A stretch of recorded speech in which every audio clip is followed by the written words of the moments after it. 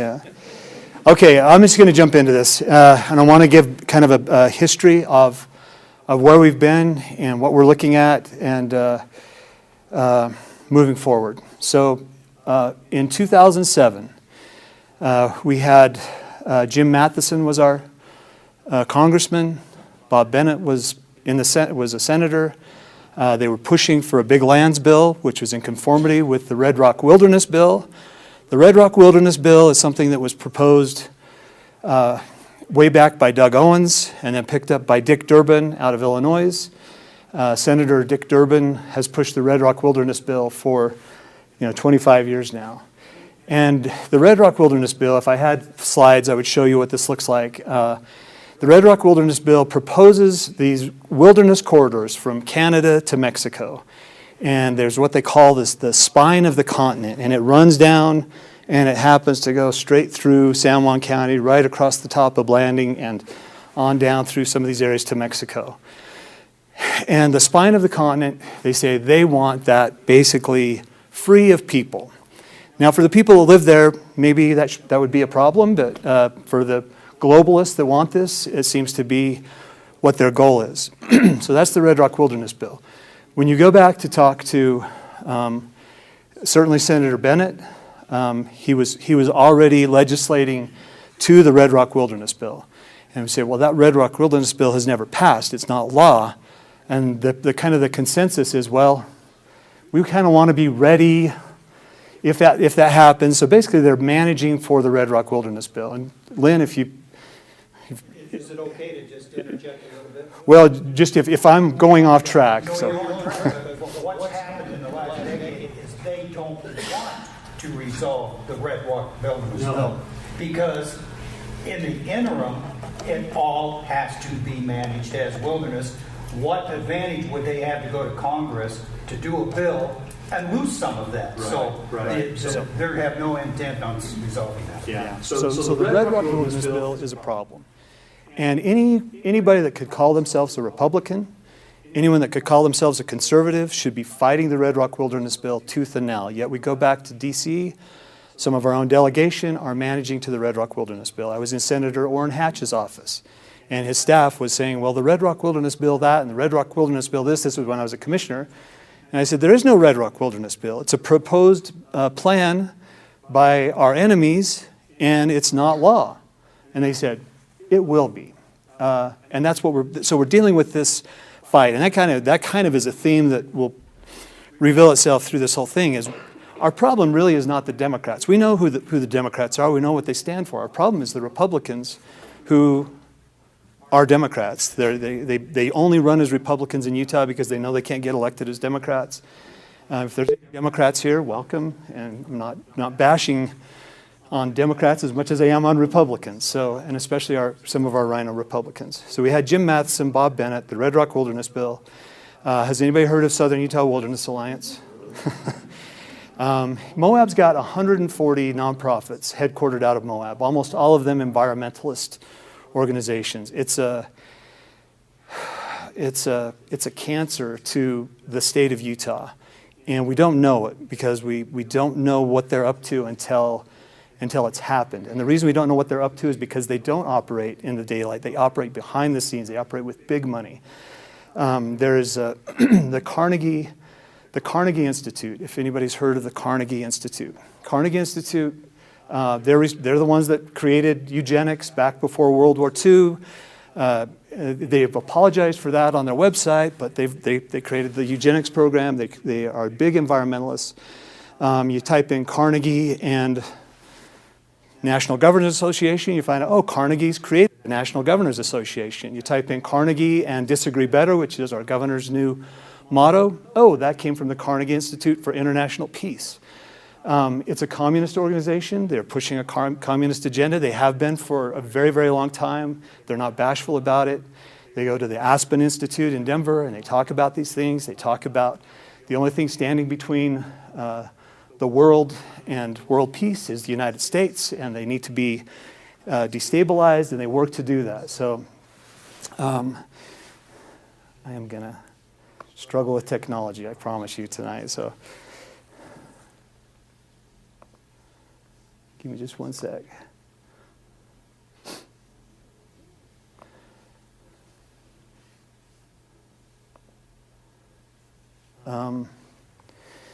So Southern Utah Wilderness Alliance is, they claim the Red Rock Wilderness Bill is theirs. If you go on their website, they say this is the Southern Utah Wilderness Alliance Red Rock Wilderness Bill, and this is what's happening. So bring it up to what's happening right now in Utah. So about a year and a half ago, after the monument was designated, Utah filed a lawsuit. We've got a lawsuit pending saying that that's unconstitutional. The president doesn't have the right to do it. That monument doesn't meet the designation of a monument, which says you can designate the smallest amount of land possible to protect the object of antiquity. Anyway, so that's an ongoing battle over the Bears Ears.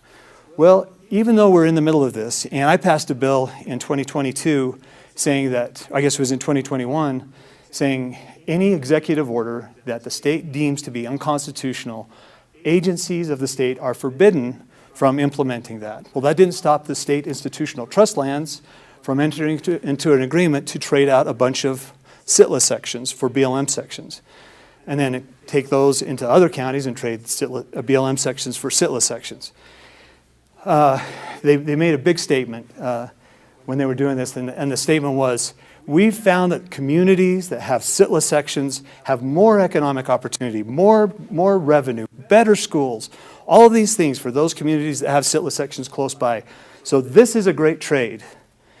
And I said, what about for the people that are giving up the SITLA sections, which in our case is San Juan County? No other county is giving up SITLA sections. San Juan County is giving up these SITLA sections. And you got a state agency that's saying, well, this is a good thing. It's for the children. Never mind the huge commissions that flow right to the employees of SITLA for doing the transactions and getting those things done. It's corrupt. And in this situation, it is in line with the Red Rock Wilderness Bill. I accused him of this. I was in a meeting with the governor and with Senator Lee and the folks from SITLA, and I said, you know, we don't need to fight SUA. You are SUA. You are doing SUA's bidding. Oh, well, no one's ever accused us of that before. And I said, well, write it down, because I just did. You've been accused of it, because this is what's happening. And I said, and I can show you why I know that's true. I said, what are these sections up in Tooele? You've got a few SITLA sections up there. Why are you trading them out as part of the Bears Ears swap? And they said, oh, well, I don't know. So I flipped the map over to the Red Rock Wilderness Bill, and I said, oh, maybe it's because they're in the Red Rock Wilderness area up in Tooele. There's this little section of Red Rock Wilderness Act, which is part of the spine of the continent. And I said, that's why you're trading them out. It's because it's the Red Rock Wilderness Bill. Whether you know you're doing the Red Rock Wilderness Bill or not is irrelevant to me. It's very, very clear that that's the agenda that you're pursuing.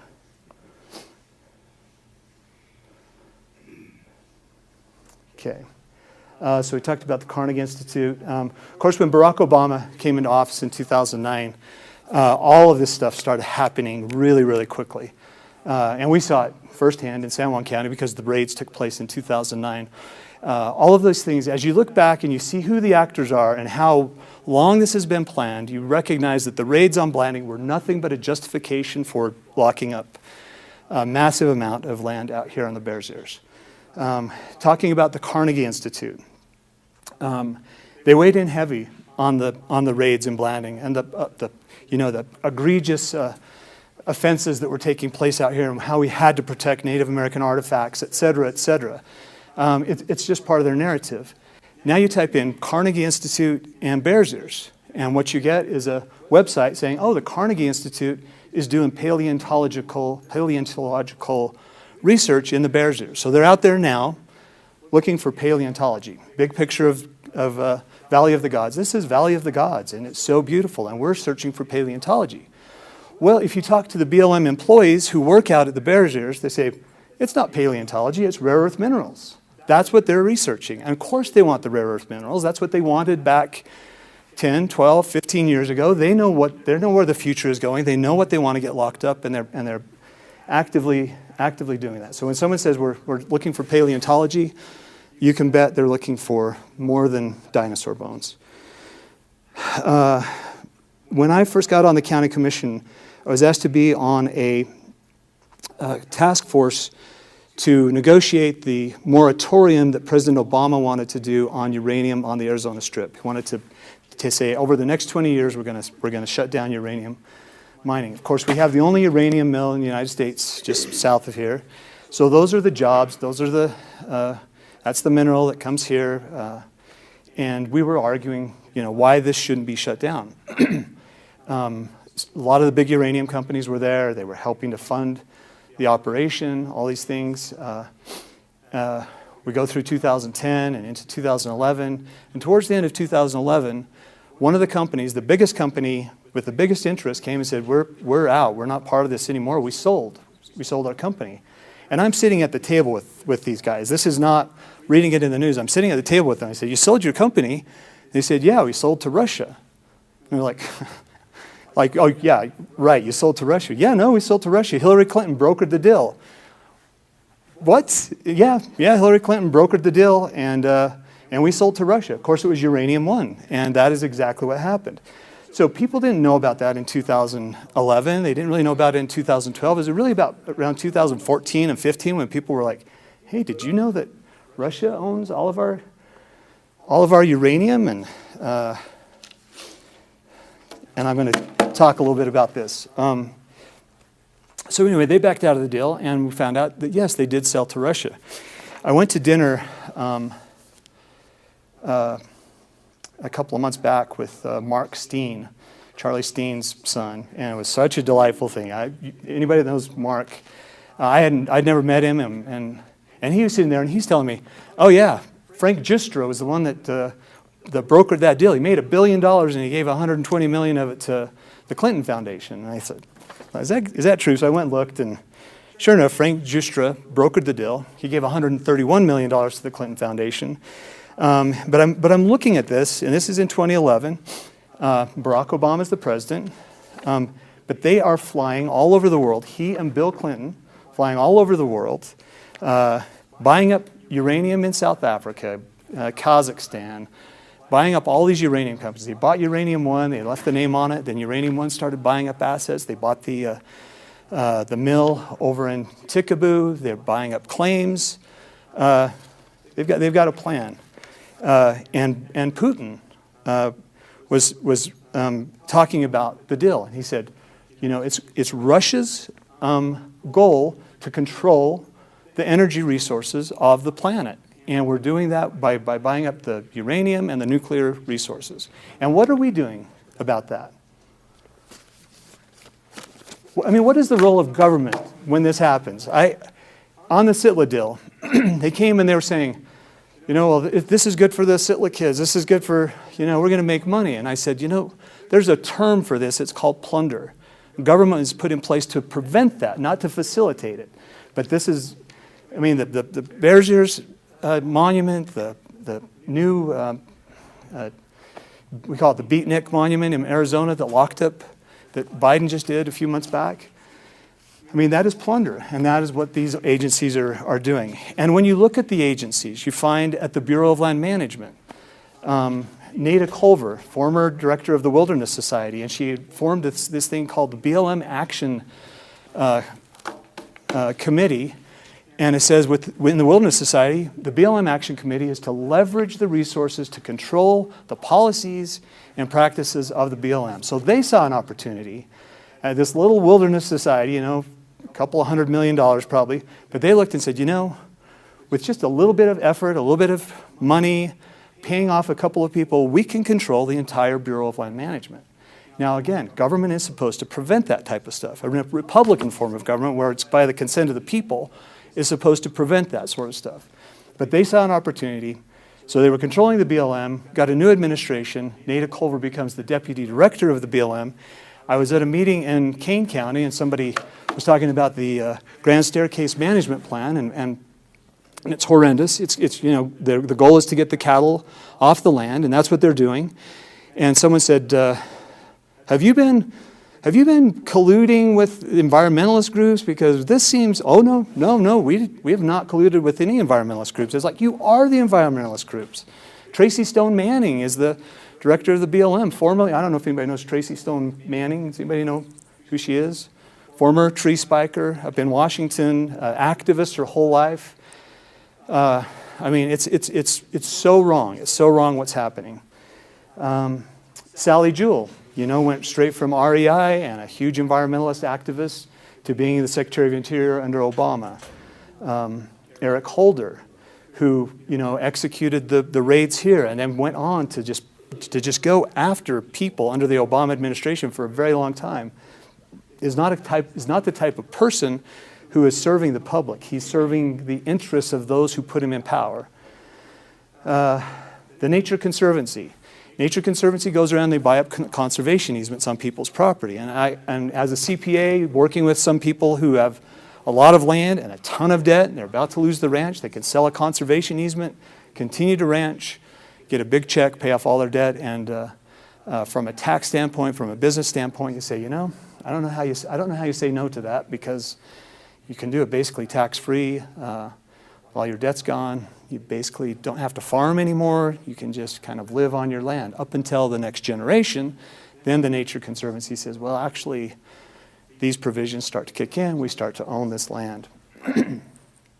Right here in San Juan County. And again, I don't want to offend anybody, but when we got the Four Corner School in Monticello with Janet Ross, it was one of those things of, why are we bringing that to our community? Why are we doing this? And at a commission meeting, I said, you know, in my house, I don't run the air conditioner and the furnace at the same time. But apparently, in government, it's okay to do that. Oh, it's bringing jobs. Well, the jobs that it's bringing are people who are shutting down our cattle. You read their notice. They don't want cattle on public land. So do we want to promote the people who don't want cattle on land, or do we want to promote the cattlemen who live here and have lived here, and our culture and our history? And we know what the answer to that is. We tend to continue to move further and further away from protecting innocent people and opposing unjust edicts to doing just the opposite, to promoting the unjust edicts and letting the innocent people kind of fend for themselves. Anyway, we can get into some of the stuff that's gone on with Moab. Liz Thomas up there is an attorney. Bill Hedden with the Grand Canyon Trust. Hans-Jörg Weiss is the financier for SUA, gives them most of their money. He's a Swiss person. He's bailing out a ton of Russian oligarchs right now with the Ukraine thing. He's a big player. Harvard University has the Weiss Fund for research in development economics, implementation and policy grants, connecting NGO and government policymakers with research. So, I mean, it's right on their website. It's like, hey, we can take and we can get government policymakers, give them the research, train them on what we want them to do, and we will control the world. And that is exactly what they're about. Which brings us to the latest big threat, which I think is going to destroy rural America, and that's these natural asset companies. Has anybody looked into natural asset companies? Okay, so some of you know what natural asset companies are. I stumbled across this a few years ago. I was reading in Forbes magazine, and I was reading natural asset company. They want to sell the air, the water, the minerals, the land of the whole world, and they put a value on it of $4 quadrillion.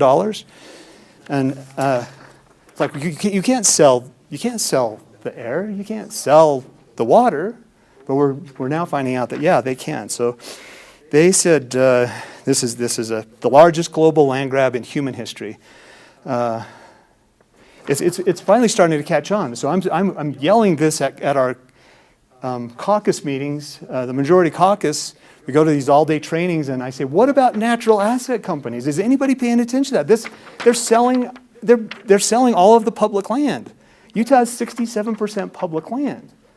Is that not alarming? Should we not be talking about that?" And nobody's paying attention. Nobody really wants to know. Or if they do know, they're saying, "Yeah, but we're going to get this in return," which is money. And it comes to organizations like the Nature Conservancy, like the Wilderness Society, like the Audubon Society, which I'll tell you a little bit more about. But they say the traditional economy, the asset value is about $512 trillion.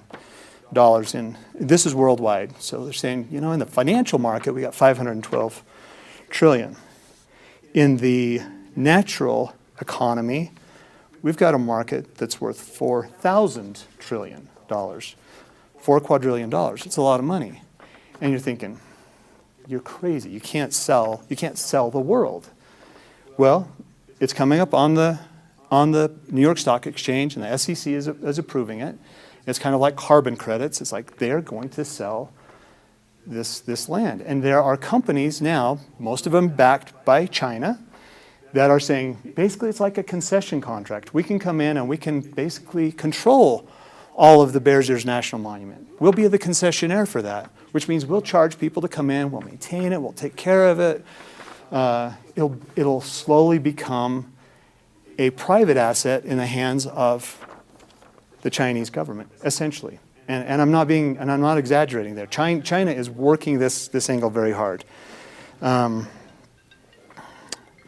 They say here, and this is a quote, "Our hope is that owning a natural asset company is going to be a way that increasingly broad range of investors have the ability to invest in something that's intrinsically valuable, but up to this point was really excluded from the financial markets." So basically, if you're a nation and you got $1 trillion, hey, why don't you just buy the United States? And it's like, well, it's not for sale. Well, after a few deals with Hunter Biden and his dad, guess what? It's for sale, and we've got it. This is happening. This is happening.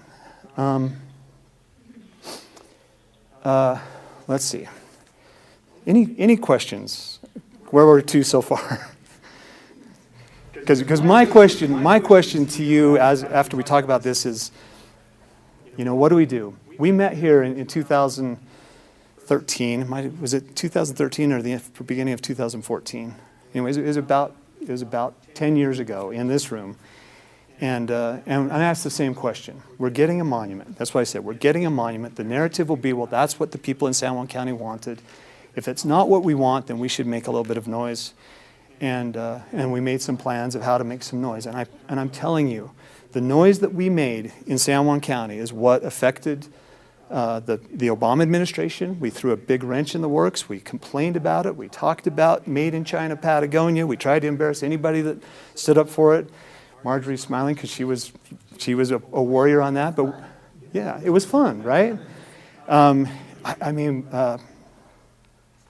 Jim DeBacchus, Democrat senator, he got on and posted something about, I like the Bears Ears Monument. I think it needs to be protected. And the moms in Blanding, Utah just destroyed him. He took his post down. He was like begging for mercy, please.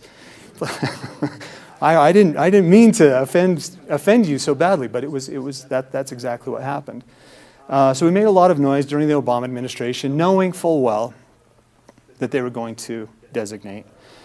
We did the recapture protest, which was, I think, essential. I think it was necessary to raise the level of awareness. The backlash on that, I think, was a blessing to raise the awareness about, wow, this is now in big federal court stuff, and certain people are going to jail. You know, it was stressful for those going to jail, but in hindsight, it's like that was such a blessing. I remember telling Jody right after the recapture protest and looking at all of the backlash, and I said, I have a prophecy, and it's that Donald Trump's going to get elected.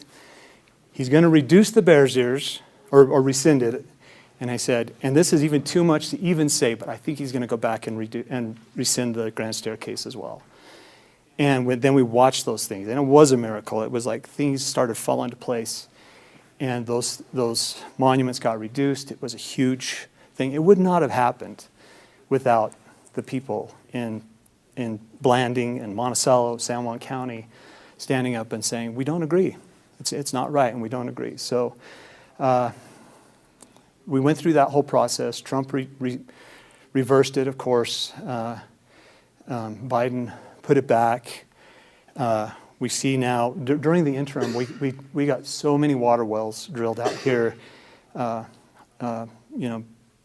65 new water wells out here. The area that was hard to raise cattle, now we've got resources there. So it was a huge blessing. Even though the monument went back, we still have the wells, and the same thing in the grand staircase. So thank you, everybody, for all the work you did to do that. We should be very, very proud. We should pat ourselves on the back, and we should take some comfort knowing that a small group of people can make a really big difference if they're willing to stand up. So that's kind of the backdrop to what I'm looking at now. Well, what is a natural asset corporation if China ends up with, or BlackRock, or one of the subsidiaries, or the World Economic Forum, or the Gates Foundation, or Zuckerberg, or any number of these, the Nature Conservancy? What happens if they end up with the ownership that they basically have bought San Juan County, the 90% of it, and there's not going to be sitla sections. Those are all going away, so they don't have to worry about even that, to impede their progress. What happens to us? What do we do down here? We've transitioned a lot already, and it's not all bad. We've got, medical companies and resources that were not here 20 years ago. We've got college and education that's evolving. Our society is evolving, and you can say for better or for worse, but it's, we'll figure out a way to survive until they say, we really don't want the rural communities in the way of what we're doing. And I think that's a very real possibility. If you read the Aspen Institute, if you read the World Economic Forum, if you read SUA's agenda, you find out that it's not far-fetched to say we are in that zone that should have no people. And it's going to get increasingly hard. It already is increasingly hard to, survive down here in these small rural areas. So it's going to add some additional stress to that. A couple of other things that are happening, just kind of in the news, up in Moab, closing down a third of the trails just arbitrarily, coming out and saying, we were going to have a big public process. We're going to go through all this. We normally do it, but it's not worth it. We're just going to close them. If you don't like it, write a letter, and we'll read your comments. And so a lot of comments are going in, and we may be able to dissuade some of that. Yeah, Lynn. Well, what they did was even more egregious there. It wasn't just shutting down trails with 317 miles shut down, and 114 miles were RS-2477 routes. And there's a very detailed process. These are revised statute 2477, I believe it's like 1860s. And it was a right given to local governments for access across public lands that could not be taken away by the federal government. They just ignored that. They did not go through the process of a judicial review where they could give a county or the state, because counties are subservient to the state. They didn't give them a process or the ability to prove that that road had been built before 1976 when Flipmore was established. And if a county and a state can prove that road was built before then, they own the road. The county owns the road. The BLM cannot come down and shut it. What I've seen in 45 years of public land management, I have never seen an administration do what these people are doing. They don't care what the law says. They just dare us to litigate. Right. It's happening over in the Grand Staircase National Monument. It's happening with these road closures. We have to take them to court. Yeah. They're not going to negotiate with us. So there's one thing that you need to understand about these environmentalists. They don't disagree with us. They hate us. That's what it is. It is pure. They hate us. Whatever you say, they're going to call you a ridiculous buffoon, a knuckle-dragging redneck, whatever, insult your progenitors, whatever it takes, because they really do hate us. So it's not an argument. And when you have a system that is supposed to act in a certain way, and instead it's disregarded, it should be a real chilling effect. It's like, okay, well, if they can do that, what can't they do? Well, the system is already stacked against us, right? And now it's even worse. On another thing that BLM's doing right now is in 1976, when FLIPA was established by Congress, it says public lands, BLM lands will be multiple use. This administration has come out with proposed rules to say, no, BLM lands are all going to be for conservation, and that's where we're going to sell these big conservation leases or whatever it is they're going to do for natural resource assets. Now, this is a federal agency. Nobody elected anybody working there, and they are going to change the intent of a congressionally approved law. I've never seen a more lawless administration. Right. And they do. They thumb their nose right at us when we say, "Hey, you can't do that. That's not constitutional." It's not even. It's like not even a consideration. It's just brush it off. And then the things that they're doing back to us with going after, Republicans, going after conservatives. I did a little video recently about and a post about in 2013 the IRS came out and said we're going to they established we're going to do a series of financially ruinous audits on conservative companies. It wasn't really discovered until a few years later, till 2017. And what happened between 2013 and 2017? When after they got discovered, were they out trying to make amends and saying, oh, well, you caught us and we're not going to do it? No, they were doubling down to destroy those people that were saying that they had been targeted.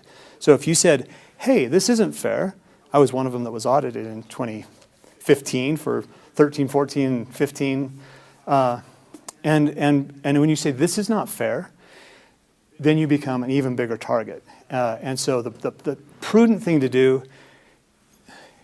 is to not raise your head up, not ever say anything, not speak about the IRS and what the dangerous agency that they are, not point out their corruption. But what does that lead to? Where do we end up when that happens? We end up with an even more corrupt IRS. So I was fortunate. Jason Chaffetz was recently resigned as a congressman, but he was at Fox News, and he called me up and said, would you be willing to be part of this Fox News investigation on the IRS? It's like, absolutely, yeah, I'm a CPA, this is what I do, and I'm a victim, and I've been through this. And people think when you're charged by the federal government or whatever, it's like, oh, that's shady stuff. People have changed their minds about that a little bit after seeing what happened at January 6th back at the Capitol and some of these things. People are waking up and saying, maybe the federal government is not protecting innocent people. Maybe they are going after innocent people. Maybe this is a government that has turned on us, and that's the reality. I'm going to kind of wrap up my presentation and then we'll jump into some questions. But bring this back to Utah. The people that are pushing for the Sitla exchange are not from Washington, D.C. They're from Salt Lake. They're in leadership of the House and the Senate. They're in the governor's office, and I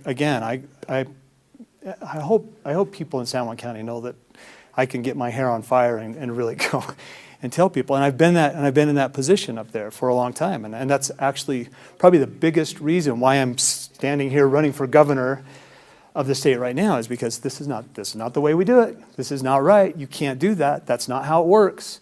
And then you promised. So I went into that meeting and I said, okay, I can see that this is happening. But there's a couple of things that have got to happen or I'm going to continue to fight it. And then it's like, what is it? Anything you need, Phil, just tell us. And I said, well, there's a few sections that make a lot of sense that you haven't considered. Close to the city of Blanding, close to the city of Monticello, they should be thrown in. There's some odd BLM sections down around Bluff that ought to be, turned into Sitla sections. So pick up some of those, and I still oppose this. But the one thing I said is, I want it stated that this is bad for San Juan County, that San Juan County is getting the short end of the stick. I want that stated publicly. Done, says the governor. Done. We'll do a press conference. We'll do a press conference together if you want, Phil. We'll state that. I said, it said that San Juan County is harmed by this transaction and that the state's going to do everything they can to make them whole through whatever other ways. Maybe it's lobbying to open up some mineral leases or looking for some other ways to benefit the county that we're not. Of course, none of that happened. And the first words out of one of our congressmen's mouths was, this is good for everybody. And I called him up and said, it's not good for San Juan County. That was the deal. You were in the meeting. You can't say it. You can't say this is good for everybody because it's not good for everybody. And there's those that are benefiting and those that are being harmed. The same legislature that went behind closed doors and negotiated this sitla trade, negotiated the resolution that they popped onto the floor without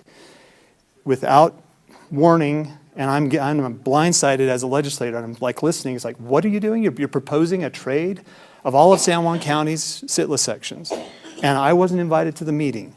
I wasn't asked, how do you feel about this? I'm the only one that represents this area down here, besides Senator Hinkins, but I'm from here, and they don't bother to talk to me. Then they start having meetings, and I find out after, we had a meeting. It's like, well, why did you not invite me? Why am I not part of this? And they formed what they call the UEOC, the Unified Economic Opportunity Commission. And the Unified Economic Commission is the President of the Senate, the Speaker of the House, the Governor, and then other department heads of agencies that are also under the executive branch. And what does this UEOC do? They draft legislation. They work all year long with all the staff they need, with all the resources at their fingertips, and they draft bill after bill after bill. And in the legislature, you pass bills, either you open up a bill file as a legislator, or it becomes a committee bill. If it's a committee bill, then it's heard all through the interim, and they have much higher priority. So you've got the UEOC flooding us with all of these bills. When it comes to committee, they say, we've worked so hard on this, and leadership likes this bill. And when that happens, not all of the legislators, but a good number of legislators just like step in line. Oh, if leadership likes this, I'm a leadership follower. That's what I am, because that's the way I keep my chairmanship. That's the way I get money for my counties, my district, and so everyone steps in line. So I went to a meeting in October. Or was it November? I think it was the November meeting. So I go to a water commission meeting. I'm on the water commission. They'd sent out a stack of bills on Friday that we were going to hear on Monday, Friday afternoon. And so I pulled them up and I'm looking through it. And it's like, well, there's thousands of pages here and tons of effects. So you're just trying to see what are the changes, what's going to happen. I see UEOC popping up a few times. So I go and I start listening to the presentations. And it's like, why are we doing this to Utah? Why are we centralizing all of the control of Utah's water? Are water districts in the counties, are those not sufficient to manage their water? Do they not know what's going on locally? We'd sent 40 people over to Israel to study how Israel manages their water. And they came back and I said, okay, this was at an earlier meeting. I said, Israel is roughly the size of San Juan County with about 3 times the population of Utah. So not very comparable to Utah. They get 17 inches of rainfall. We get about 11 or 12. So not very comparable to Utah. So what did we study? What do we want to learn from Israel? If it's not how to centralize control of all the water with the state, I don't know what it is. And then you find out that's exactly what it is. This is how do we centralize all the control of Utah's water with the state of Utah. So that's where we start saying the enemy is not the federal government, even though they're pushing these things. My argument is with those closer to home who are in a position to stop it from happening and do nothing or go along with it. So they passed a bill in 2022 to save the Great Salt Lake, and it was going to cost $40 million. And it's coming from the Speaker and the Governor and the President of the Senate, so it's one of those must-pass bills. It's one of those vote against this, set your peril type things. So the bill passes, and $40 million to save the Great Salt Lake. Well, just a few weeks later, they open up a bid for 1 week to create this trust to manage the $40 million to go and buy up all the water shares of the ranchers in and around the Great Salt Lake. And the money was given to the Nature Conservancy and the Audubon Society, $40 million. When they came back to report this to the committee, and I'd read about it, I'd seen it, we talked about it with some of the online patriot groups that know what's going on. So they come with the Audubon Society, the president of the Utah Audubon Society, and they're talking about this saving the Great Salt Lake and this trust and all the great things they're going to do. And I said, well, who are the trustees of this trust? oh, well, there's really only a couple of entities that are even qualified to do this. I said, well, who are they? It's the Nature Conservancy and the Audubon Society. And I said, do you mean Utah? Our agencies are not capable of going out themselves and putting all the ranchers out of business? Couldn't we just do that as the state? I said, where I come from, the Audubon Society is not our friend. They're the ones that sue us and close down our businesses and close down our roads. And this is with them sitting there. And I said, I don't, if they had said when they passed the bill, this is $40 million to give to our natural enemies, I don't think it would have passed. And one of the legislators sitting next to me is like, what? We just gave $40 million to the Nature Conservancy? I said, no, we did that 16 months ago. You know, it's like, pay attention. This is what we're doing. And anyway, just to illustrate, we've got problems that are right here at home. We're being sold out. Said that from the beginning. We're being played. We're being sold out. And I want people to just wake up to that. It's not popular to criticize in Utah. We like good news. We like to hear good things. Running for the office that I'm running for now, I'm having lots of discussions with people outside the state, and they're like, what is up with Utah? What are you guys doing there? You know, you gave us Mitt Romney and Spencer Cox, and what is this about? And why is it that way? And I'm not exactly sure why it's that way, but I know we're I call it a bandwagon state. When everybody agrees on something, we all kind of want to be in part of that. I don't want to be the one that's disagreeing. So our hope, just like San Juan County standing up and saying, we don't like it. I don't care if the whole world likes the Bears Ears National Monument. We don't like it. It's wrong. And we take that action when the action is in front of us. I've got Riley Gaines, the swimmer who stood up to the transgender issue. And the thing that makes Riley Gaines a really powerful voice is that she stood up right at the moment, right in the heat of it. I always say Riley Gaines is the truth against which the lie collided. You know, she could have gone home and said, that's not right. I'm going to write a letter. I'm going to talk to my congressman. Let's start a... No, she just said, no, I'm not dressing with the dude. He can't dress in the same locker room as me. This is not right. I'm a person too. I always say honest people have rights too. And it's not right when a young girl her rights are taken away so that the dude can go and dress. And he's not a guy with gender dysphoria. He's a Satanist that wants to push the agenda, the LGBT agenda, because he wants to undermine society, he wants to undermine gender ideology, and it's evil, and it's not a benign disagreement. Again, it's people who hate us. So anyway, that is my spiel, and I'd love to talk about questions. We'll wrap up, soon. Yeah. The Arnold Schwarzenegger movie Total Recall, they're on Mars. And Air, by the way, bought the gold from Reagan. Anyway, the Mars colony equivalent of the Biden administration shut off the air to coerce the people into being more agreeable, paying taxes, I think, or whatever it was. Arnold makes an impassioned plea. Give them air! They need air! Well, it's really good.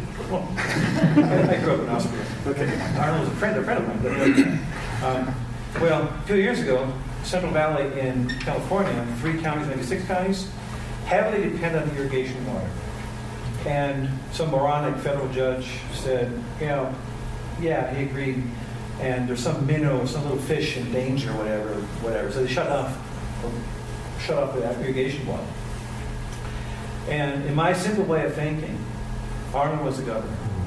He could have gone down there to the Sluice-Gate Dells, wherever they are, turn them on, send down the National Guard. Give them water. And so let's fast forward. Let's say you're the governor now, sitting in the governor's house. And could we do something like that? I think we could. Yeah. I think the governor could say, Utah could say, Utah belongs to Utah. And start pushing non-Utahns out of here. And as far as in-house cleanup, I don't have a solution for that yet, but at least I think that'd be great. We'd be front page headline for a long time, I tell you. Yeah. Well, do you know what today is? January 4th. It's Statehood Day. It's 200 or 100 and whatever, 1896, however many years ago that is, on January 4th, we were given statehood. So this is a significant day. And I always say, when we achieve statehood, that boundary that defines the state of Utah meant something. It's like we're no longer a federal territory. We're going to be a state. We're going to have jurisdiction over the land, over the policies.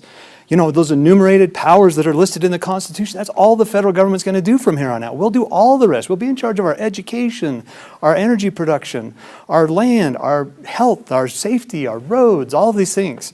So this innovation that we've got now that says, no, the federal government's got the supremacy. You know, we got the supremacy clause. It says we can do anything we want. It's not constitutional and it's not well founded. So absolutely, a governor should be able should stand up, and that's, you know, and say, you know, I'll call it the National Guard if that's what it takes. A friend of mine, Ben Burr, who most of you know, we were talking about this, the road to Escalante, from Escalante to the hole in the rock. BLM's come out and said, no, you stay off that road. We do not want that road maintained.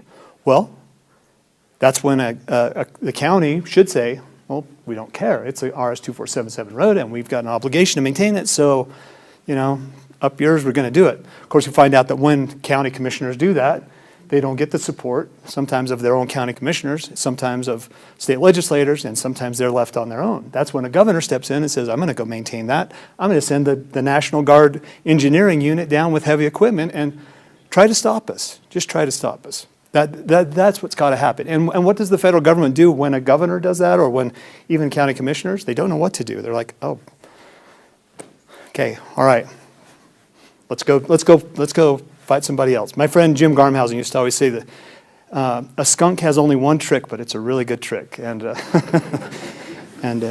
sometimes that's what it is. Like, well, you're not going to do it to us. You're not going to do it to Utah. If you've got an agenda, you might have to find some other state because we're just not doing it. We will not comply. Yeah, Marjorie. There was a line recently that said it was a story about Governor Cox, and the headline was something to the effect of the red state governor who's not afraid to be woke. So I'd like you just to speak a little bit about Governor Cox's lapses when it comes to upholding conservative values and Republican values and the values that most Utahns. The question was when Governor Cox says, you know, we'll hit headlines. We have a red state governor who's not afraid to be woke.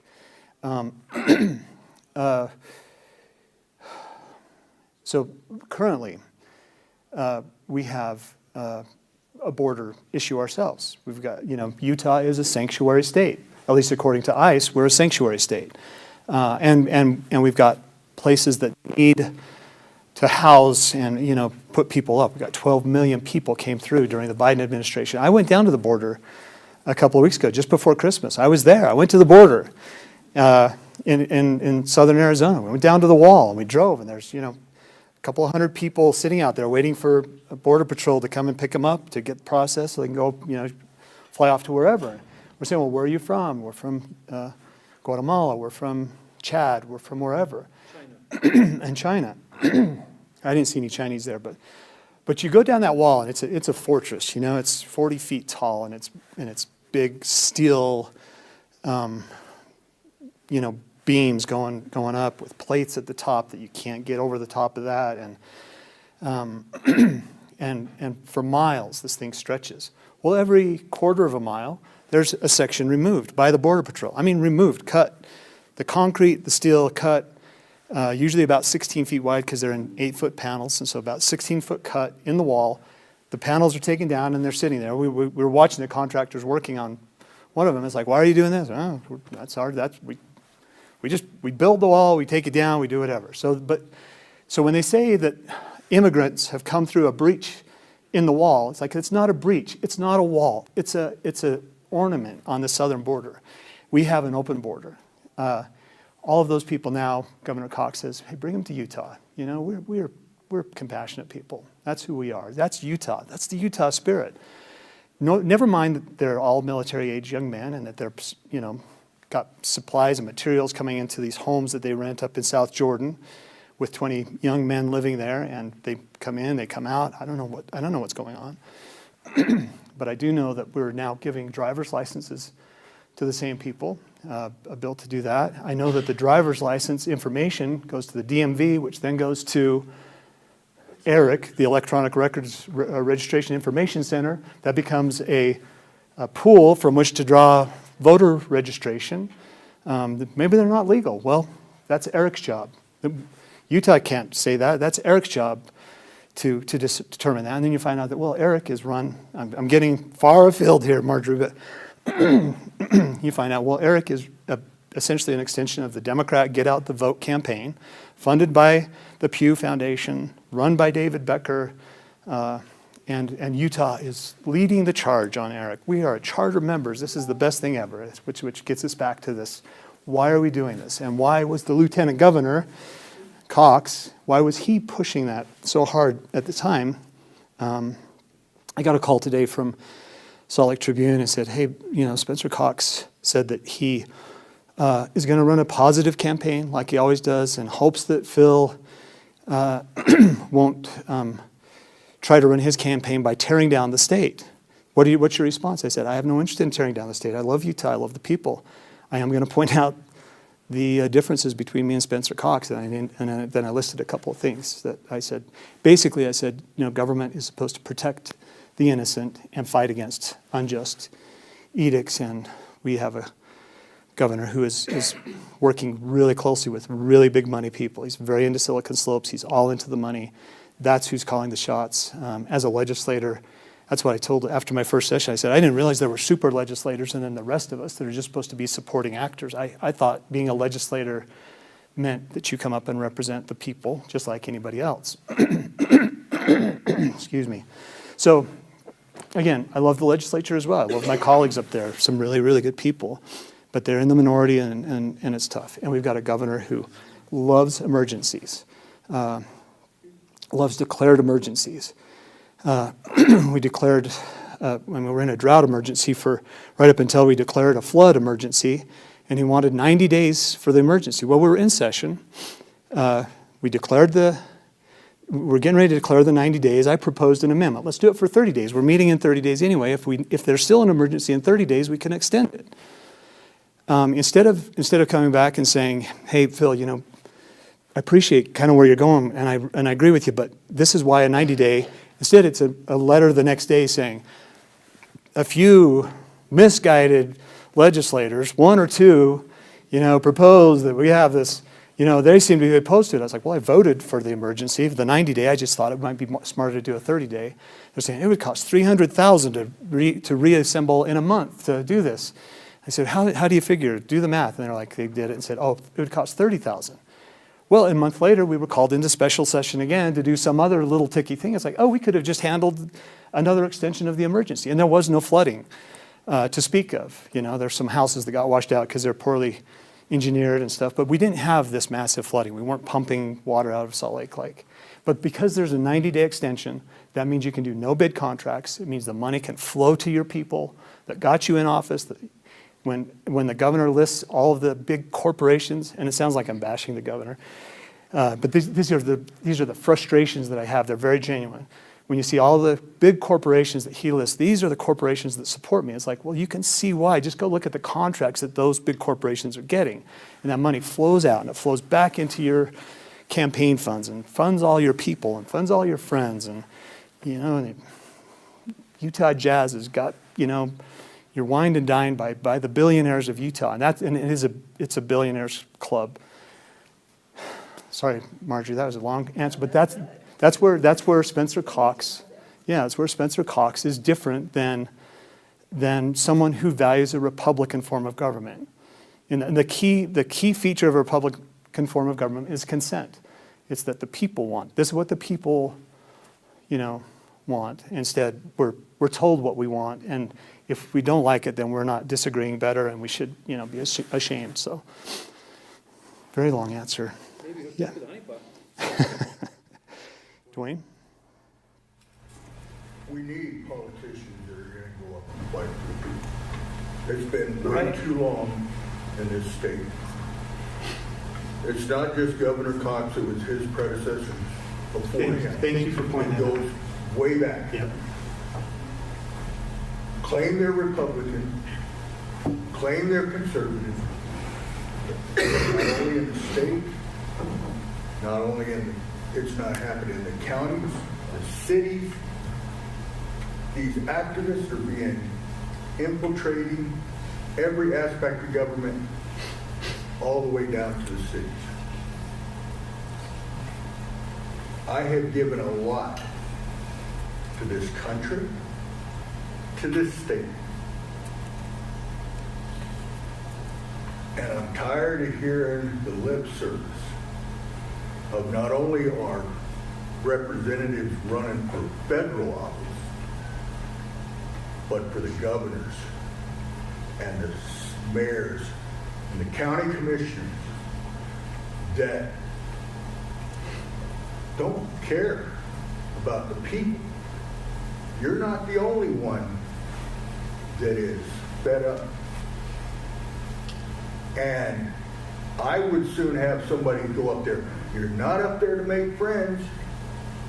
You're up there to serve the people. And I would soon vote for somebody that is willing to rock the boat, because it's time to rock the boat. Right. We can be passive and we're going to get slapped in the face. If it's not evident now, then I guess you'll never wake up to being slapped in the face. Right, right. You know, Our tax dollars is going to what? and I think on the left, you've got people who really believe that we are the misguided ones. They believe in socialism. They really do. They believe that capitalism is the problem. The problem is they don't look at history.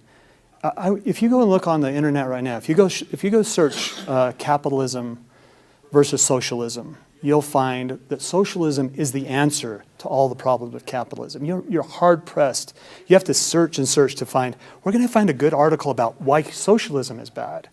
Where can I find a good article about the results of socialism and communism and the millions of people that died under that regime? You go and search the Holocaust. It used to be when you searched the Holocaust, you'd see horrific scenes of, emaciated bodies piled up in. Now you search and you find excavation sites like, oh, we're finding out that somewhere back in our history, there was something happened here. You don't see it's whitewashed. We're being whitewashed. So that's why people have got to use their own. Yeah. Right. Right. Yeah, 30,000 died in the cow, Yeah. Yeah. That's no big deal. It's we're getting to the point. I mean, you look at what's going on between Hamas and Israel right now, and people saying, "Well, it was justified." It's like, what? What? Yeah, I mean, chopping off babies' heads, and it's not justified. We don't. I mean, and I won't even talk about the really horrendous stuff that people are saying. Well, it's justified. I look at it, do you believe in the 10th Amendment of the Constitution of the United States? That's my question the most.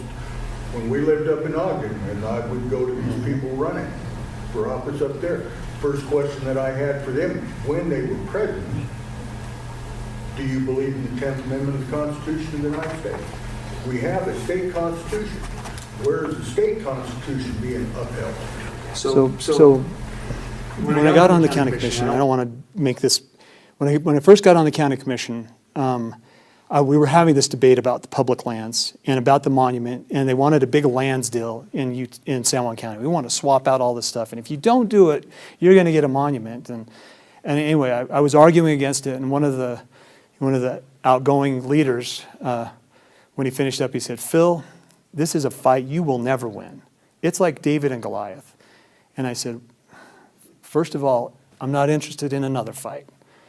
This is the only fight I'm interested in. If I'm not fighting this one, why would I fight something else? And it is fun, and it is the right thing." And I said, "And second of all, you should go read that story again." And we really are in that situation. And people, that I'm close to that talk about David and Goliath, it wasn't a fair fight. Goliath didn't stand a chance because David, and he said, I killed lions, I killed bears, I can do this.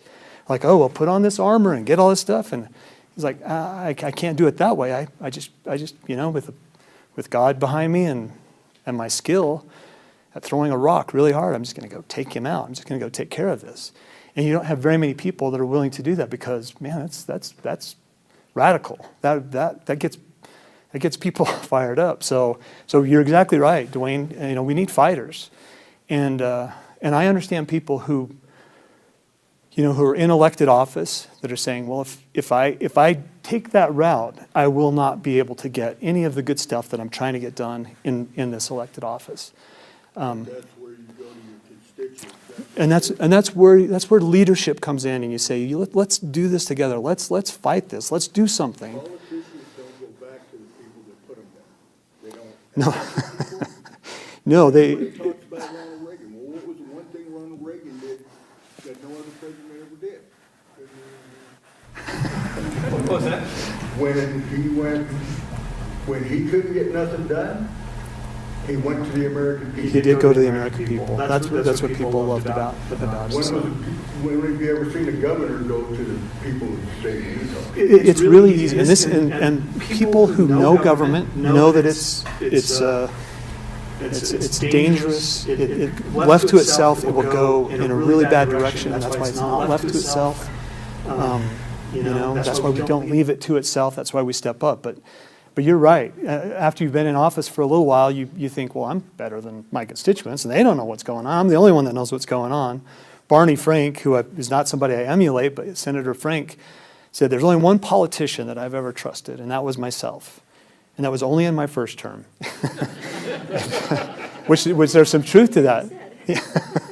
There's some truth to that. It's like government does not foster virtue. It fosters the other, which is why we have a constitution, which is why we have a contract. I'd rather vote for a flaming liberal Democrat who says, I'll follow the Constitution, than for a high-idealed Republican who says, I think I had a better idea than the Constitution. I think it's really smart that we, limit the size of a gun magazine. It's like, okay, you lost me at infringing on that right that the government. Yes, I'll not be infringed. Anyway, so. People with integrity that walk up there into the state capitol building and say, my vote is not for sale. So, has anybody studied James Lindsay? Has seen any of James Lindsay's stuff? Yeah, amazing guy.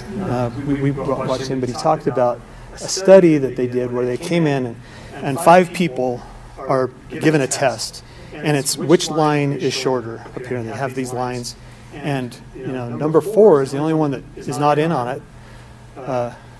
3 and 5 are in on it. And the first one says, they're looking at it and say, yeah, I think C is the shortest. And the next one, yeah, C is the shortest. Yeah, C is the shortest. And the guy's like, it's clear that it's not, but C is the shortest. And he answers that way.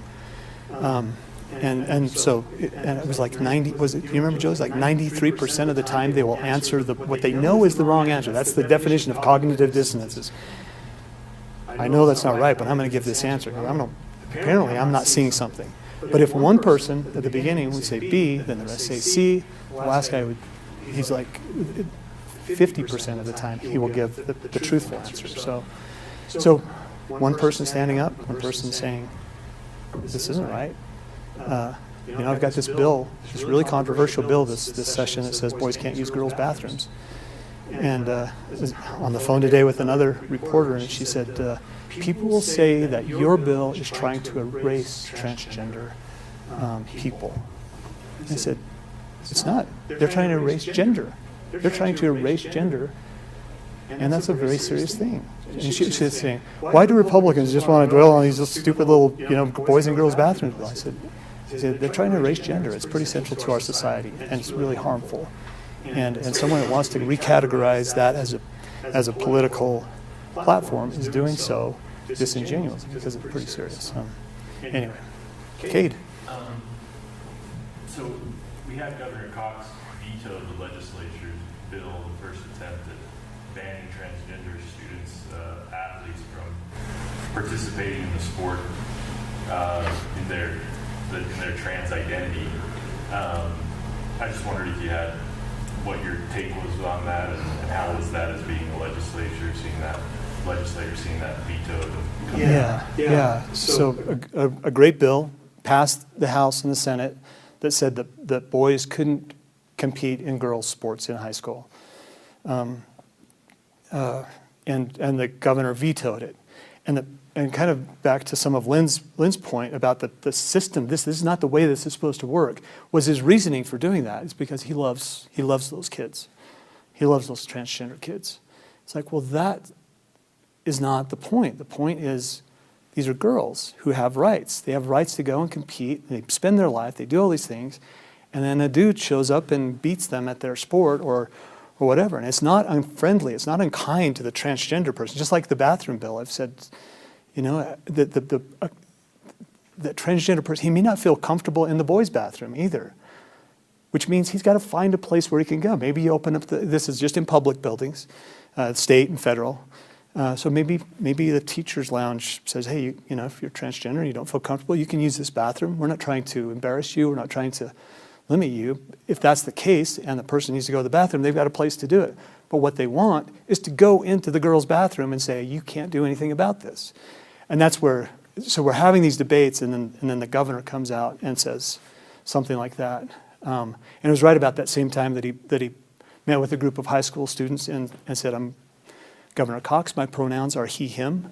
And for those who believe that the culture is under attack, it's like a gut punch. A lot of people thought, oh, that's ridiculous, that's silly. No, it's really serious. It's really serious when a governor of the state, the leader of the state, decides, I'll announce my pronouns so you know that gender to me is fluid and you can be whatever you want. So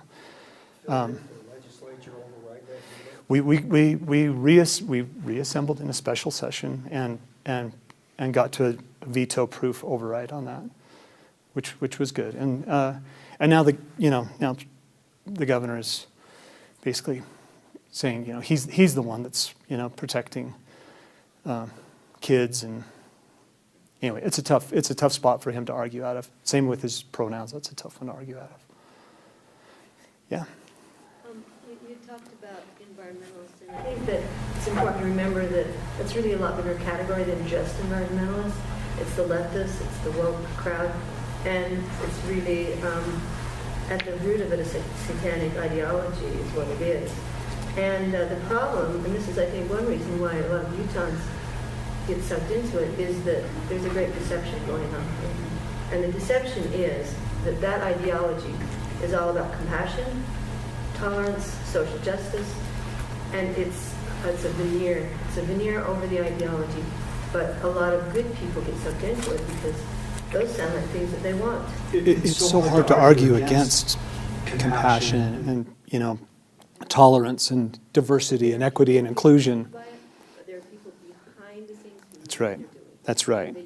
And it's nothing new under the sun. You know, we've seen this before, and we've seen it play out, you know, in societies over and over. And it is definitely, you know, we're battling against principalities and powers of darkness in high places. And if we recognize that, sometimes it's easy to say, okay, well, this is what we're dealing with, and we can win this not by disagreeing better, but by, you know, providing a completely different alternative. And I agree, and I do use environmentalists as a broad category, not unintentionally. To me, it covers the whole thing. Yeah, and it really bothers me. And we've got some of our own Utah delegation that would say we're all environmentalists, and it's like, hey, that's like saying we're all communists. You know, I want to help people. I'm a communist. It's like no. We're not environmentalists. I'm not an environmentalist. That's an ideology. It's a dogma, and it doesn't fit. It doesn't fit me at all. I love clean air. That's why I live in San Juan County. I like to see the stars at night. I like to go out and, you know. I just have to say one more thing.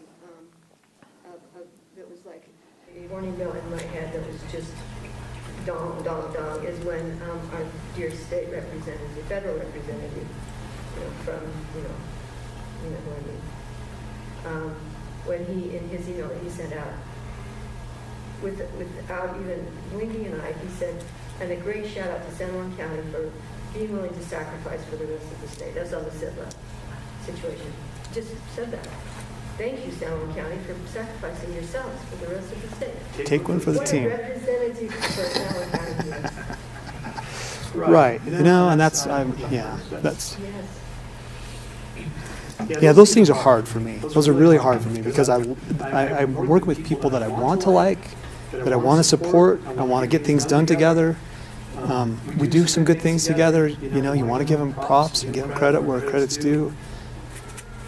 But man, if they're unreliable, it's like it's just a matter of time until they're not there when you need them. You know, you wouldn't want them backing you up as you're charging the hill. You just wouldn't, get shot in the back. And it's which is a real dilemma because there are not very many people up in the legislature that I would really trust. There's a handful, but there's a lot of them that I work with and try to work with.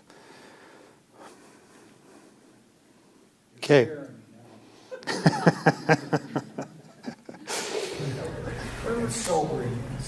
Well, and this is the thing. So we get in this environment where we're expected to say something that we don't agree with. And this, I've talked about the cognitive dissonance that comes when a person gets in a situation where they say, "Well, I think, transgender is okay.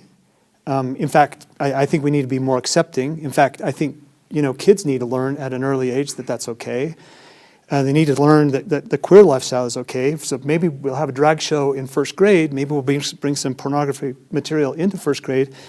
And you're looking at this second grader. It's like, man, it's hard enough being a second grader. I don't want that introduced. I don't want my kids I don't want them to be introduced to that. And you're saying, well, you're intolerant. You're the ones that, you're the bigots. You're the conservative. And it's like, it's got to be more nuanced than that. And that's where you start to win the argument. And I guess this is maybe where the hope is. I look at this whole situation. I've quoted Thomas Paine many, many times. The closer a disease gets to a crisis, the closer it is to a cure.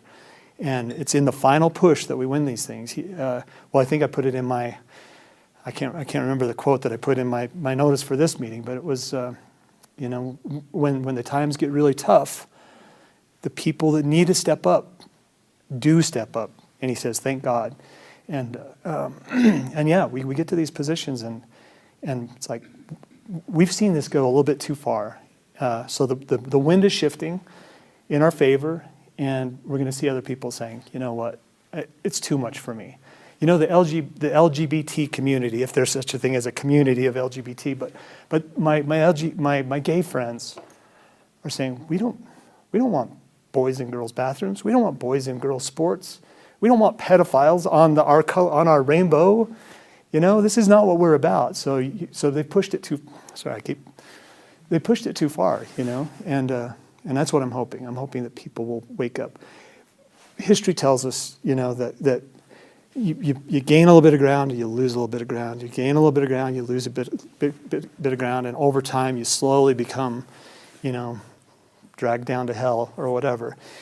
But there are certain times when something really miraculous happens. And I read the prophecies. I don't know that we're going to have like this big reformation, but I do believe that Utah is an important state. And if we will say that's not the way we do it in this state, good things could happen. Yeah, Gene. How did we get to be a sanctuary state? How did we get to be a sanctuary state?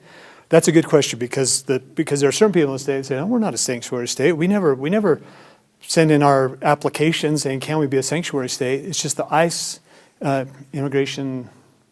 What does ICE stand for? Anyway. Immigration customs. Yeah, enforcement. Yeah, they've identified us as a sanctuary state because we give free education to illegals. We give driver's license to illegals. We don't ask for any identification for anything that they do. Our whole system is saying, if you're in this state illegally, you've got much more leeway than somebody else who's just applying to college. They have to show their ID. They have to do things that a illegal immigrant wouldn't have to. And talking to some of these people down on the border, these guys from Chad, and I said, what about your families? And he said, yeah, it's too dangerous. We couldn't bring them. But we want an education. You know, they really do want, I think some of them really do want the American dream. We want to come and we want to get a job and we want to get educated. And in our country, it's everything's falling apart. We want to come to America and have this. And so you're you know, the natural person is like, yeah, my heart goes out to this guy and I hope it works out for him. But it's like, there's a way to do this legally, and you've chosen to do it illegally. And the illegal route is instant, automatic. All you ever wanted. And the legal route is next to impossible. You cannot, so why do we have a system that makes it impossible to immigrate legally and so easy to immigrate illegally? That's called intentional destabilization of a society and a country. So. They want to make you a third world country. They absolutely do, and George Soros will tell you that's his objective. So, I haven't heard anything for quite a while about the lawsuit, where we're trying to point out that the law said the least amount of land it takes to preserve the culture. Is that being put by Cox and his group? Or where are we at? I know things move slowly in the courts, but are they trying to move it or not? no. It's lip service, and it's frustrating. And lip service sometimes can be, you know, conveyed as convincingly as they can. That this is really, really important to us, and of course they will convey that. But as soon as Trump, you know, we filed that lawsuit against the Obama designation, and as soon as Trump got in, they said, we don't want to do this with the Trump administration because they like hunting and they like the outdoors, and we don't want to embarrass them. It's like, well, no, this is a Republican president. He's going to reduce the monument. We've got the Senate, we've got the House. This is the time to do it. And that's when you have the chance to like finish the job and you say, nope, I'm not going to do it. And that's what Utah did. For 4 years, we were like, we're not going to do it. Now that the deck is stacked against us, there's a lot of saber rattling, and boy, we're gonna sue the federal government. If we got the chance to do it again, I suspect that we would see the same thing, that they would pull their punch and soft pedal it. And I don't know where that comes from. I don't know if that's from the governor's office. I think it is. It might be from the attorney general's office. It might be from the Speaker of the House or the President of the Senate or from the Kem Gardner Institute or from the head of Zion's Bank. I mean, these people that are calling the shots, and which is the problem. It's not your voice that they're listening to. It's people with a lot more clout or money. So we've got a couple lawsuits. We've got the lawsuit on the monument itself. We've got the lawsuit on the constitutionality of FLPMA from 1976, which would be a great one to do. And then we've got the lawsuit on the transfer of public lands. So we've got 3 really significant lawsuits. And Utah's, you know, we stand out among other states. People look and say, wow, you guys have some serious backbone to file those lawsuits. The problem is it turns out to be optics. So. Well, just a brief statement on that, trying to prove that these roads were roads. You have to have experience, the way they got it set up, you have to have experience on those roads before 76.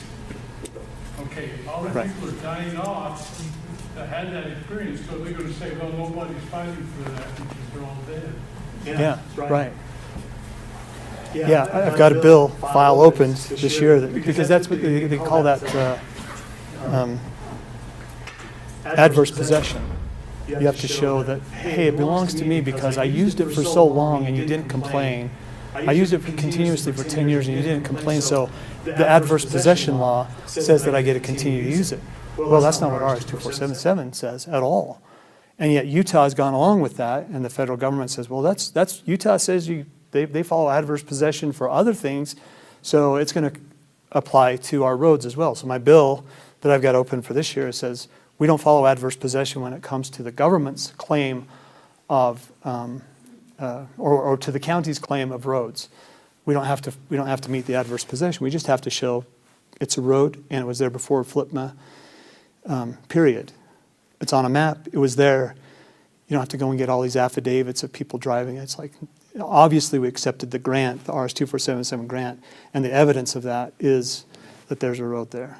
If you want to get a really good explanation of RS-2477 roads, go on YouTube and look up Lynn Jackson RS-2477 roads, because he made a really good video. And I was looking for some talking points, and I thought, oh, surely somebody's talked about RS-2477 roads. It was like 2 days after Lynn had made this video, and I thought, that's the truth. That is exactly the truth. He did a really good job in 3 minutes of explaining that. I didn't recognize Bailey as our mayor from Monticello. Thanks, Bailey. There's other, anyway. Anything else? Can I just make a quick comment? Sure, sure. I don't usually say that, speaking as a citizen maybe instead of a commissioner, I don't know.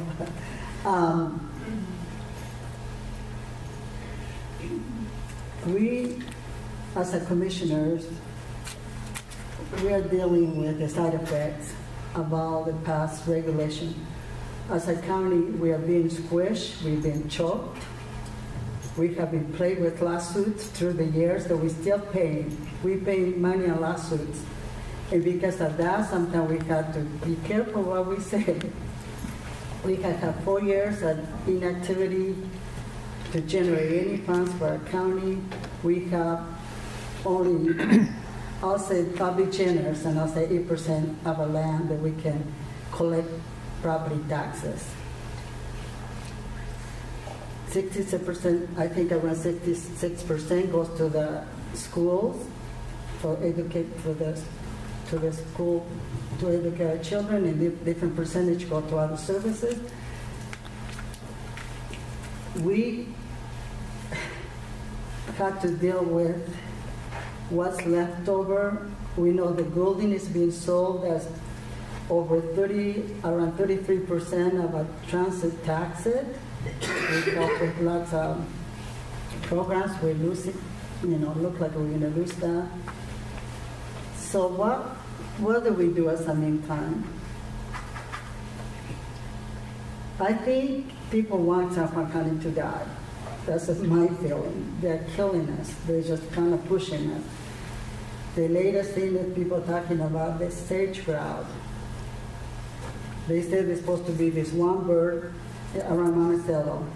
And I said, okay, let's build a golden cage. Let's go look for this beautiful bird. Take them back to Colorado, where they have many of them, and the bird will be happy. I don't know if anybody saw a bird, but that's what they're pushing. And that's probably the last thing they can take away from us. And so I'm not trying to feel sorry for myself, but I get little sleep because I always wondering about our bills. We're on the kitchen table trying to figure out how we're going to take care of all the service we have, about the needs we have as a county, without coming to you guys for more taxes. And the people that we're going to have to come back for more taxes are people in Monticello and Blanding. And so,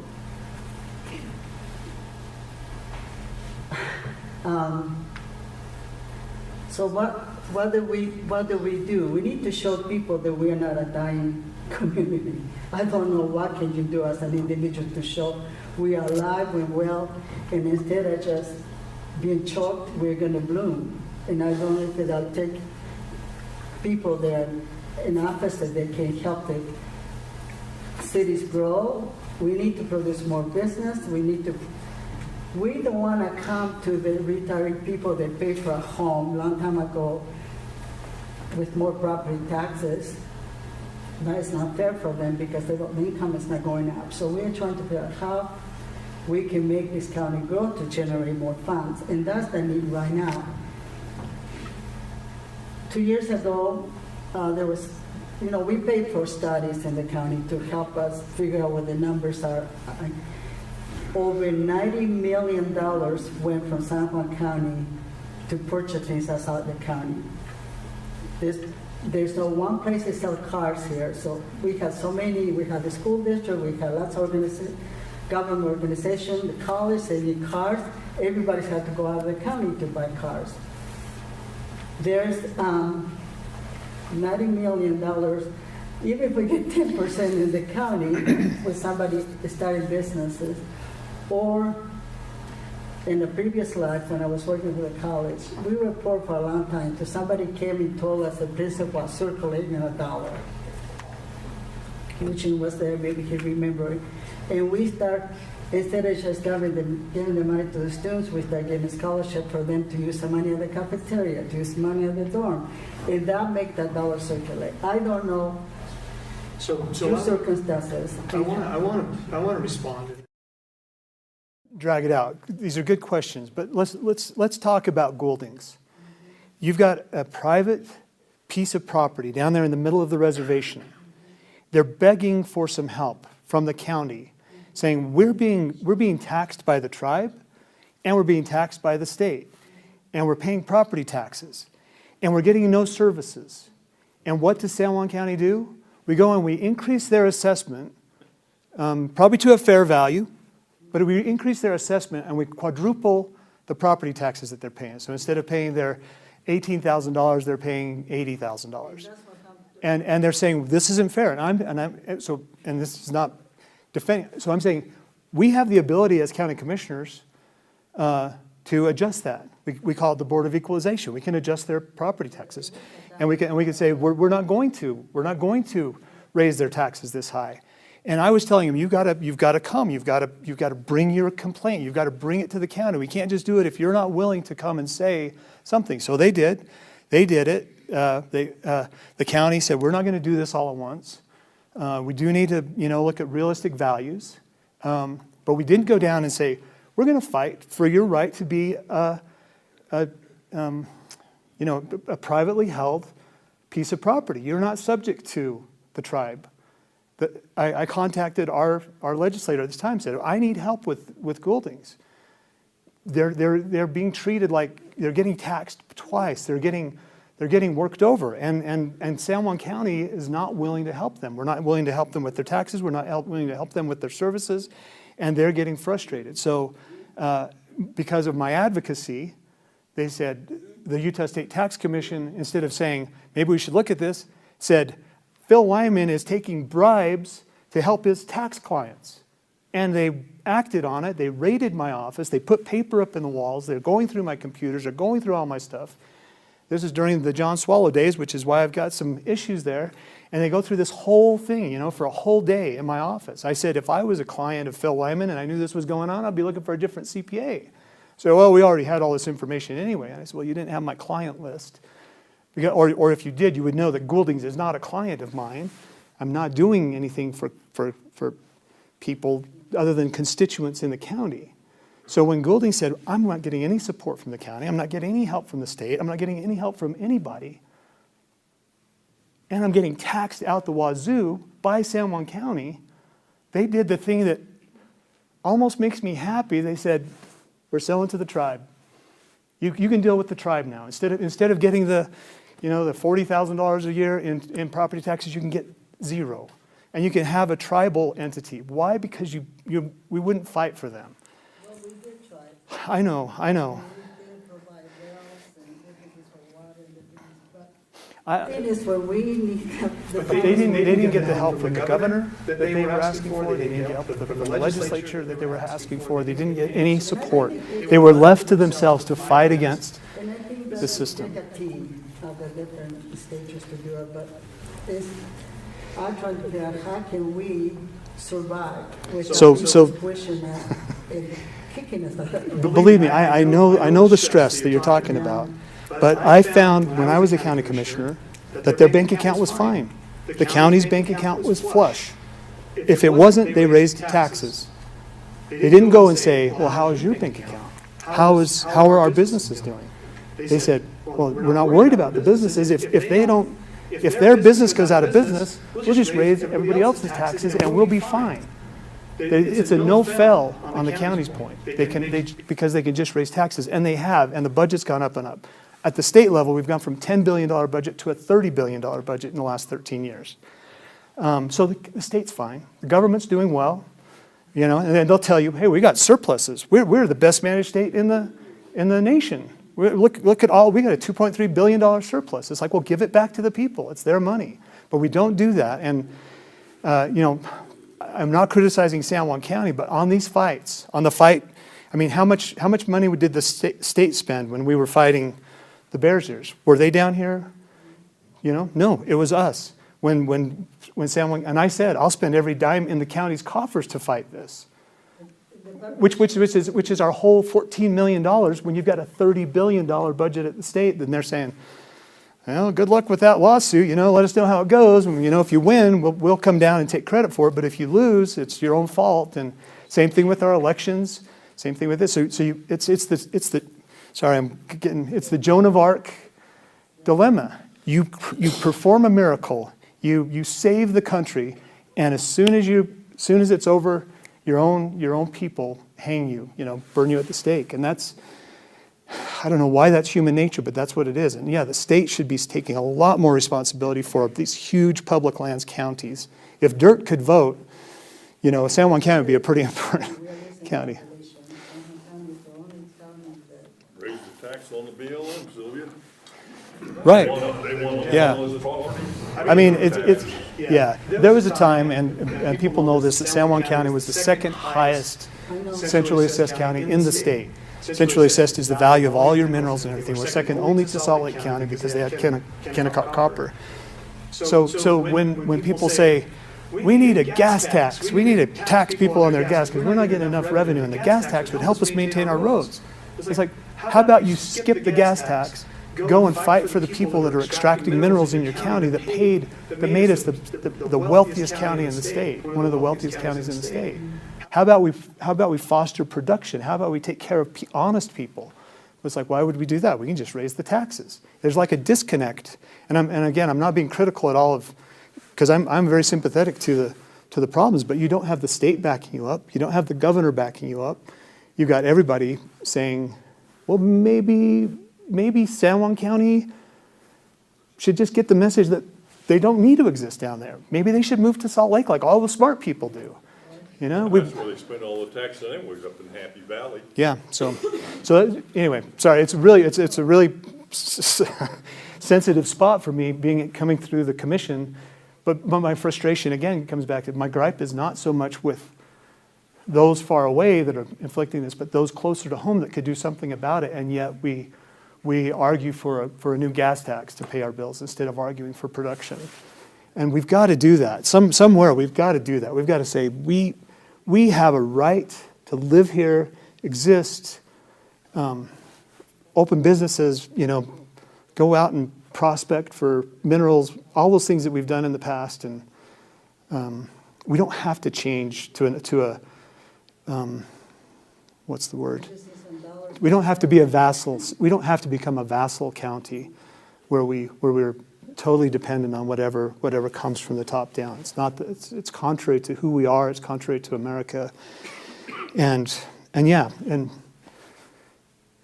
at the county commission level, it's not popular to stand up and say those things when you go to the UAC conference. But that's where you say it. That's the Utah Association of Counties, and that's what Yellow Cake Caucus is about. That's trying to get that message out there.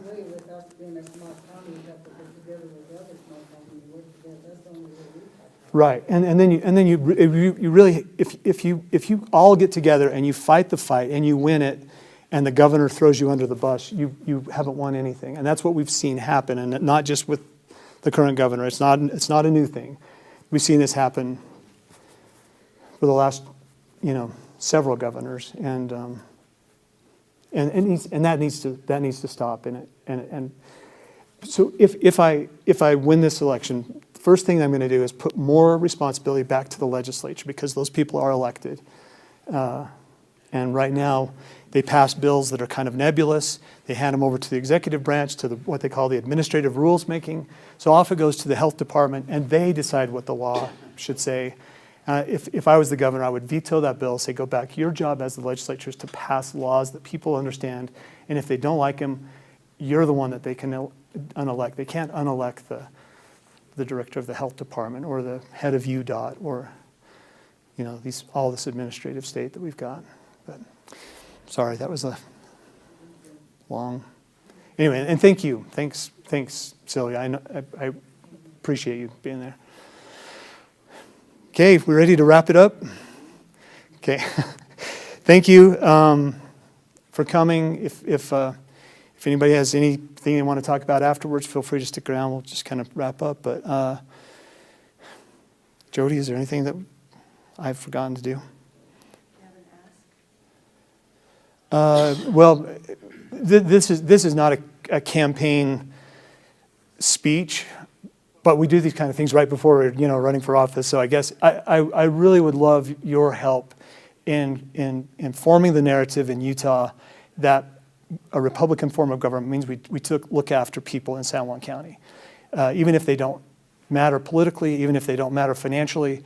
That's the kind of government that we have that looks after those. In fact, probably more so than the other. They get additional protection because they are innocent, they're honest, they're trying to do what's right. So reject the narrative about disagree better.